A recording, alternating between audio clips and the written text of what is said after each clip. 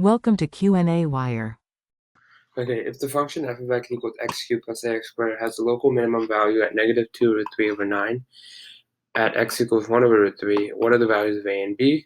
And then we're asked to find the tangent lines in the curve, which point and it has the smallest slope. Okay, so there are a couple of information that are key to solving this. So we know that f of 1 over root 3 is equal to -2 root 3 ninth over 9. And so we can actually plug this into our equation right away. So we get 1 over root 3 cubed plus a times 1 over root 3. This is going to be squared, and then plus going to be b times 1 over root 3. And this is all equal to -2 root 3 over 9. And then once we cube it, we get 1 over 3 root 3, and then plus a over 3, and then we get plus b over root 3, and then this is still equal to -2 root 3 over 9. So now what we're going to do to simplify this more, we're going to multiply both sides by root 3, multiply both sides by root 3, and once we do that, we get 1 plus a root 3 plus 3b, and this is equal to -2. So this is our first equation. So what we're going to be doing essentially here is using a systems equation.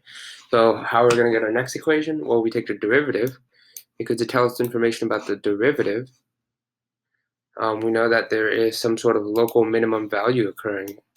And so when local min occurs, we know that f prime of x is equal to 0. So first of all, we have to get the derivatives of 3x squared plus 3b, and, oh no, sorry about that, 3x squared plus 2ax plus b. And we know that at f prime of 1 over root 3, well, that's equal to 0. So we're going to plug that in. So 0 equals 3 times 1 over root 3 squared plus 2a times 1 over root 3 plus b.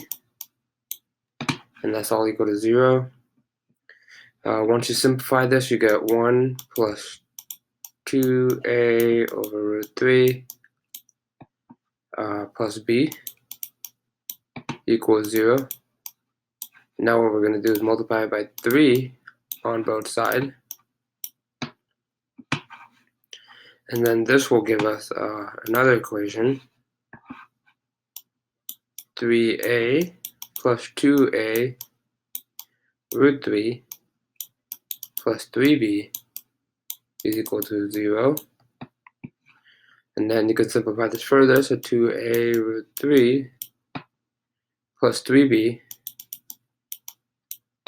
is equal to -3.